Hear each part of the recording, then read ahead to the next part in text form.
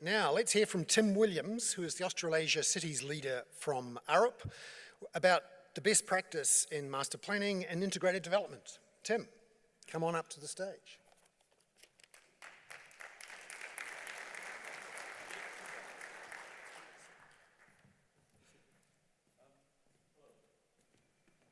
I just want to pick up some themes. Hello, I'm Tim. Pick up some themes from Kate. How incredibly invigorating is it to come across a Treasury official? Remember that Treasuries are normally the enemies of human emancipation. To use the word permissive, I thought that was fantastic. I actually think the model is great. I make a living trying to design models like that. I think that's really, really good. And he does a number of things, including local initiative. I want to pick up something Howard Bernstein said yesterday before I start about his work with city deals. All governments need to understand that they can deliver more if they release a bit more of the capacity to innovate locally. They invest in a local business plan for a region and then try and leverage that as much as possible through what a council can bring to the table. And I think that's what Howard showed. He also showed, by the way, that all regions need to recognize that they have one or two places within them that need to be loved and preserved for the good of all. It's Manchester for Greater Manchester. So I think that was good. A couple of other things from the great presentations earlier on. One from Bernard is that, just to nail it, New Zealand's public debt is a third the size of Germany, pro rata. Germany is still one of the most innovative countries in the world, but its public debt is about 70%. Yours is less than 20%. Go figure. The second thing is, again, I found it partly from Peter, and again, I must commend the Housing New Zealand. We don't really have the same productivity around public housing. We don't have the same political commitment in New South Wales, even to housing and shelter that I've just seen. But there's also a market implication, which is that all the data internationally tells you that private sector developers, and it's not a moral judgment, cannot deliver either the socially necessary number of homes that a society needs or the market number that the homes need, because if they produce too much, they have to stop, because it's not about, if the price goes up, they build more. If the price comes down, they stop. And that is the business model. So that's not ever going to produce the numbers we want unless we add to it from other business models. And I will now get on to talk about what I'm going to talk about. If I can do that, I think. Sorry. I'm trying to find the right button for my slides. Here they are. Right, here we go. Now I'm a Welshman, I hope you can tell. I have to start here. This is my first visit to New Zealand.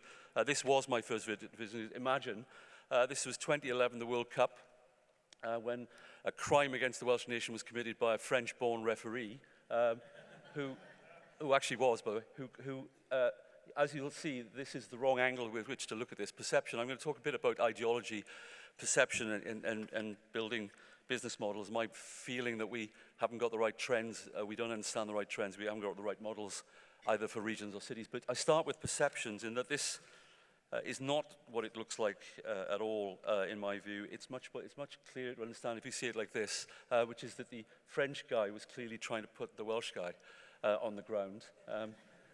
And it's just prejudice. The other thing is, when I came here to do some work in South Auckland on the Southern strategy there, they gave me what I now understand is a pohiri, and it was fantastic. And it was like a real genuine Maori occasion, council officials, fantastic. And then I startled them by singing back in a Welsh, the Welsh national anthem, and I think they thought it was grounds for warfare, but never mind. I'm not going to read that list to you. I'm going to talk a lot about some global context in New Zealand, some trends I think are important. I also want to ask the question, why do places look like they do? And it isn't about urban design. It's largely about economics, transport, and planning. I'm going to do a little bit about walkability, because I think that's the canary in the mine for any places that we want to build. Good places have it. A bit about land use and transport integration, what works. National, regional collaboration, like we've just seen. A bit of future spotting, a little bit about transport. What is AVs and EVs going to do to placemaking? A bit of stuff about me, as you've already seen. And then I'm going to end with some initiatives that I think are good about vision-led, that thing I mentioned earlier on about having a kind of local business case. I also think I'm a terrible consultant because I always give away the best ideas. This is Kipling. Don't pay McKinsey for strategy, just do this. I keep 6 honest, serving men. They taught me all I knew. Their names are what, why, when, how, where, and who. Save yourself $100,000. It makes perfect sense to me. This is where I'm from. Now, this is not just fixation. I'm talking about economics and some ideology behind placemaking, right? That is a public housing estate, a mining town in South Wales. The key performance indicator was once asked was if they liked you, they let you live. But essentially, that is a garden city model of public housing. The mine was about half a kilometre away, shops, all local, entirely sustainable for 50 years. Jobs went away, cars came. It's gone down sociologically. Interesting though, the idea behind the garden city model was that gardens civilized the working class. That essentially, it failed in our case, but never mind. This model is actually the Adelaide city model, if you've ever been there. It's a beautiful grid surrounded with this incredibly tight green belt, which actually disrupts it a lot. It's not working very well. It's beautiful, but it's not working very well. Right, city shaping comes in various forms. This is a big one, but I'm going to talk about small ones as well. This is the Channel Tunnel rail link that has changed the way that London performs and has brought East London to its sort of day in the sun. I helped secure this back in 1999 when I ran a 10-council local authority entity, and Arup did the work for free. They'll never do that again, I promise you, but essentially did a lot of the campaigning with me to save this thing. And you cannot imagine, you would have no Olympics without this, no Stratford City, no King's Cross renewal. It's unimaginable without this big transport connectivity transformation, not urban design, economics and transport. Believe it or not, that is the Olympic site in London in 1921. It sort of became that when I was working on it, which is a dilapidated. Then it became what I now realize is a little bit of Eastern Europe, but that is the Olympic Athletes Village, which I worked on. I think it's a lot better than the dilapidated state. Now, I've worked at various stages. This is a mining museum, or rather became a mining museum in Cornwall. I raise it just because of all this experience. The next bit you can close your eyes to, because it's just a little bit of vanity publishing. But I thought I was working for Tony Blair for 5 years, and it turned out it was B. Liar. I did some work for Boris Johnson, amazingly Prime Minister of the UK. He keeps great friends. I never worked for this guy. But when I came to live, he was the local member, and I couldn't stop calling him the local member for Manly. This is what I want to pause on, and then I'm going to dig deeper into New Zealand, right? This is the best way to understand New Zealand today, right? Did you know that New Zealand had grown its GDP by more than 25% since the crash, right? Remember, the EU has probably grown about 10% since the crash, maybe a bit more. But essentially, it's grown 3 times faster than the European economic norm. It's grown just a bit, probably the same as Australia. What that line shows is the center of world wealth 2,000 years ago, and then where it's tracking back to its normal, usual place, which is obviously China. And that's a centuries-long move. You've seen the implications of this on the ground with investment, but that doesn't matter if the Chinese change the policy a little bit. That's just an amazing shift. There are now going to be 600 cities the size of Auckland in China by 2050. 600, okay? So it's an opportunity and a threat, I guess. And I think I've talked a little bit about ideology. I'm now convinced that the world map was always ideological, but the South is definitely now the North of the 21st century. Now, ideologies of transport, realities of transport. What this actually shows, the future is difficult to predict, right? The best way is to build it. On the left, you see, if in 1900 you'd thought, one car, loads of horses, the key transport problem by 1914 will be getting rid of horse poo on the road, okay? By 2014, it's almost all cars, but the thing that's never noticed in this slide, do you see any exhausts on those cars? These are all electric cars in 1914. That was a future we didn't get. The victory of the oil companies, whatever it was, that was a future we didn't get. Is this the future? I kind of hope not. This is the least impressive slide that Arup has ever done, in my view.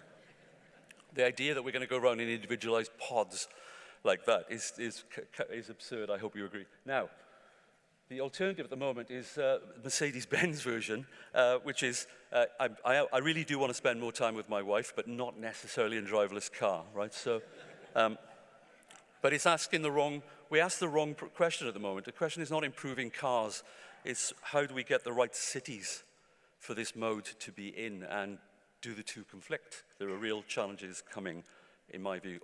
Transport shapes and misshapes cities.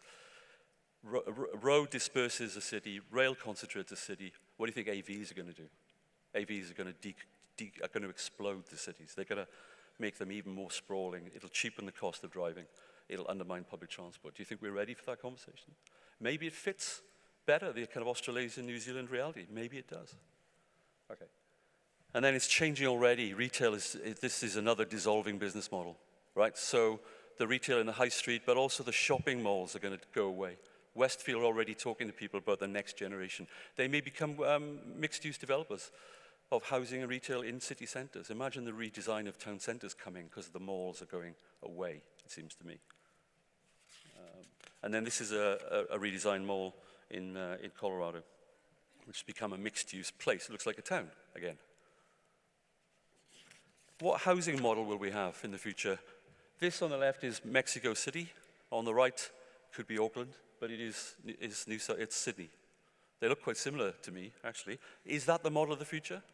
Is that dispersed, low-density model? The low-density city is the low-productivity city, by the way. If you're wondering about New Zealand and Australian productivity, cities exist for the purpose of agglomeration. If you've got low-density cities, they're not performing the economic function for which they were meant to do. That's my take on it, anyway. Is this the model? There's kicking off against this model, not just on safety grounds, but kicking off against this model. But it was a very convenient model to put density in one place, put it high. It didn't upset the suburbs. That was the politics of this model as well. Is that the model? Why isn't this the model? This is the 3-4 story perimeter block kind of stuff in Barcelona. We all love it when we go there. Apparently in Australia, it's not permitted by planning legislation, something to do with overlooking and overshadowing. The idea that there is no sun in Barcelona strikes me as not true, but never mind. Are we building that? Everybody loves that as a form of density, by the way. If you do, ask people, they prefer that model. We're not doing that model. You doing that model? So here's another thing. Beyond myth, there is really a profound shift coming on. This is Australian and New Zealand together, housing data. Average household size has effectively gone down by 50% more in the last 100 years, and it's not stopping. It's still going down. Somebody mentioned earlier on, I do not think you can build your way to affordability. It's a delusion. The private sector can't build you a socially necessary or market necessary number. House prices go up with mortgage availability. The only problem with Bernard's world of low interest rates is high asset prices arise from low interest rates. This nails it. House prices don't go up with population, they go up with mortgage availability. Dublin, they produce more when the price went up and stopped when the price came down. Tell me this is not true. So, who is going to live in our cities? This is just this is slightly Bernard Salt looking at the goat's cheese curtain within 10 kilometers of the CBD of Sydney. But there's a big Chinese population living in the Middle Ring, and that's only going to grow. I mean, significant cultural concentration in a part of Sydney. Effectively, the Middle Ring of Sydney has got 25-30% people who were born in China. That's going to happen. That's going to develop big time. This is where they live also. The red is the better off. We have big spatially divided, economically divided. The wealth used to be in the suburbs. It's now in the inner city. That's true of many cities. Is it true here as well? So that the outer suburbs are where poor people live with less access to jobs and opportunities. That's a big problem going forward. The unwalkable parts of, this is Sydney, this is Western Sydney, are the low density, low public transport, least well-off areas. Guess where we're putting more housing going forward? In that red area. Because it's cheaper land, but it's effectively the most unwalkable part of a city. Is that happening here too? I think it is. This is an interesting one for any concerned social democrats amongst us.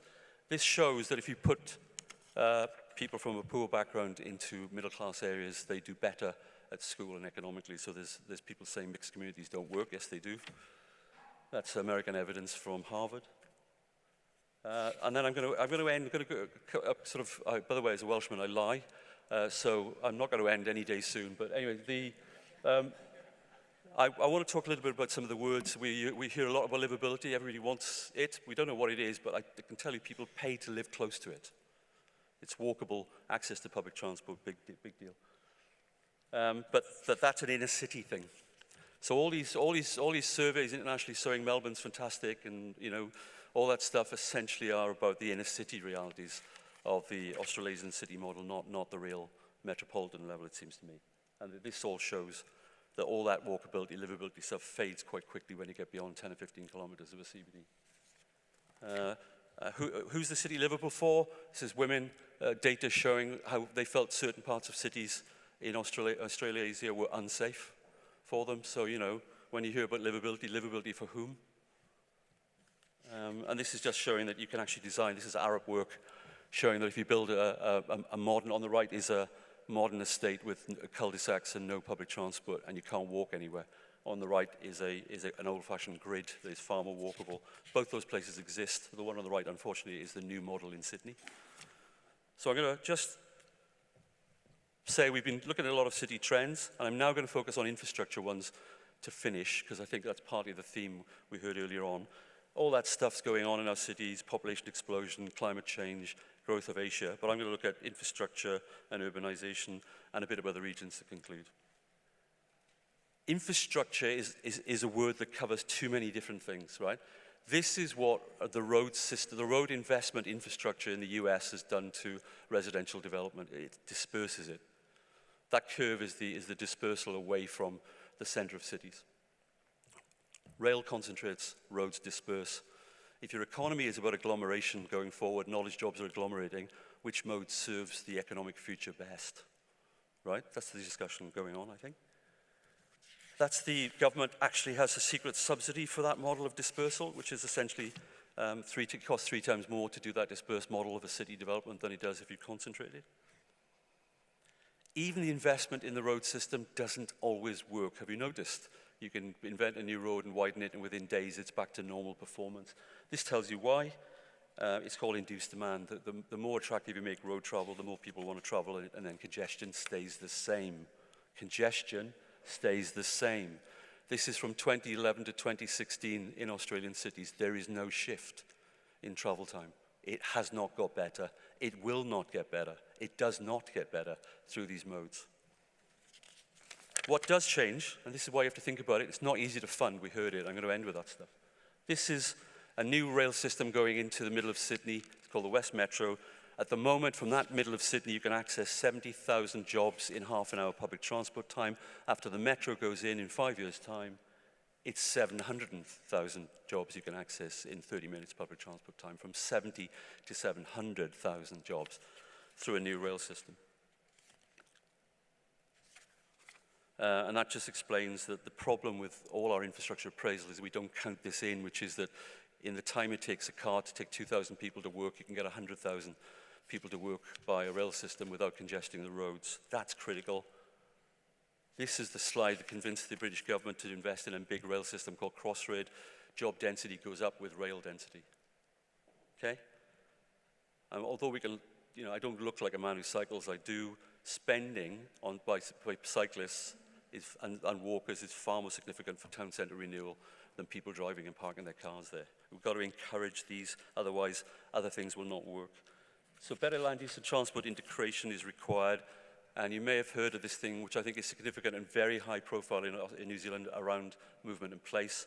Auckland has been leading the way with it, and the Auckland model has been used in Australia, and the Arab guys worked on the Auckland model. But essentially, what we're talking about here is trying to make sure the transport system serves a range of uses rather than just speed. It doesn't really triumph on the speed front, as I've shown, because of the congestion problem. But there's been a problem with recognizing that other people need to use the road system, like cyclists, walkers, emergency services. So there's a big shift towards recognizing a range of users on roads, but also that we serve places.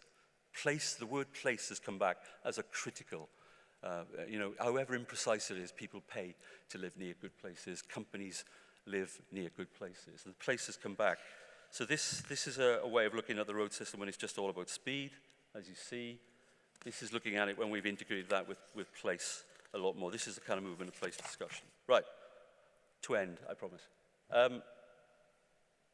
Not all city change and transport change and infrastructure costs a lot of money.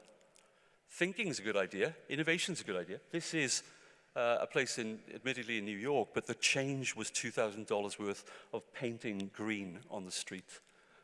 Right? This is Janet Sadek Khan. The shopkeeper said, don't take the car parking away like that. It's critical to us. They painted it. They put plastic trees down. A month later, the takings had gone up 170%. I also think it's a great way of showing the change when you've got skeptical constituents who don't believe in stuff. This was $2,000 to change the world. Okay? And similarly, this is a bunch of people in South London that got fed up of waiting for the Transport Authority to do something about their roads, so they did that. The council backed them, and London Transport caved in.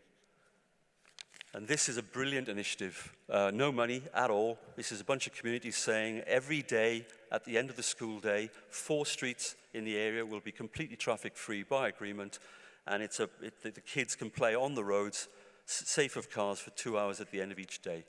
Right? No money. Just brilliant way of civilizing space. And the same, just a policy shift in Parramatta. If you ever go there, it's got a great Eat Street, the best Eat Street in Sydney. All they did was make cars go 20 kilometers on the street, narrow the street, so they've got wider pavements. They've got some cars going by because it kind of brings a bit of life, but it's a good balance and it's brought the street back from the dead. And the same is true in Renew. You don't need a lot of money. This is Renew Newcastle.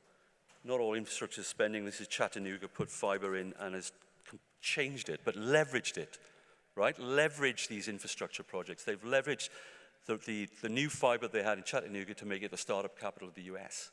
And they did that through public-private collaboration and the community coming together, that leveraging of infrastructure. Of all places, Wales, which is not famed for anything at the moment, apart from getting kicked off a rugby field, but essentially, that's a new rail system that's coming to the South Wales valleys, but every single one of those blocks is leverage the system, leverage the infrastructure, partnerships locally at each station, new delivery vehicles, SPVs, bringing school kids to understand stuff, leverage, leverage, leverage, only available through public and public-private collaboration and with the community. So it's not about infrastructure on its own, it's leverage the infrastructure for local regenerational benefit. How do you get the money? We've heard really interesting ways of doing that through the SPV discussion we heard from Treasury. That long-term levy is a great idea. This is a bunch of ideas that Ara put together on one slide about leveraging the income streams, essentially from value capture uplift. But essentially, there's a whole wad of ways we can do this. We need the political will and local innovation to show prototyping. This is a local innovation of some importance. This is a city council, not a big council in the UK, has effectively decided to make almost all its procurement local or within the region, and that's the amount of money that's been elicited within the region. They've almost doubled the amount of money spent in their region by this one city council buying within the region local procurement. And we've seen some great innovation, public-public collaboration we heard about today in New Zealand. I really like this going on, which is, again, is about leveraging a policy initiative by bringing everybody around the table at a regional and place level. So I think that's good. And I'm going to end with this. You can't read it, but I'll tell you what it is. All this is really about the clarity of vision required. What are the objectives of the exercise? The problem with the word infrastructure is that it's a very siloed world. The word of place, which is where people actually live and make their money, is what we need, that place-based appraisal of infrastructure. What will this infrastructure do to this place? Or rather, what place do we want? And then, how do we get the infrastructure that delivers this? This is a vision-based exercise. This is the vision-based exercise by the Regional Development Association of New York, where they looked at places and they said, what do we want Bridgeport to be by 2040? And it said, it flourishes again as a center of a new green economy, alive with entrepreneurial activity. Don't have to read the detail. The idea of working back from that strikes me as a really important initiative and a way of looking at the world. And it's place-based, it's future-looking, it's bringing people together around a shared vision, and it's then national and local government collaboration around the tools required, SPVs, infrastructure, and local leveraging. That's the only thing that works internationally. So that's a shared vision, strong leadership, implementation plan, partners eager to deliver, central support national government enabling innovation, investing in it. And that's where I think I'll end one sentence. Thank you very much for that.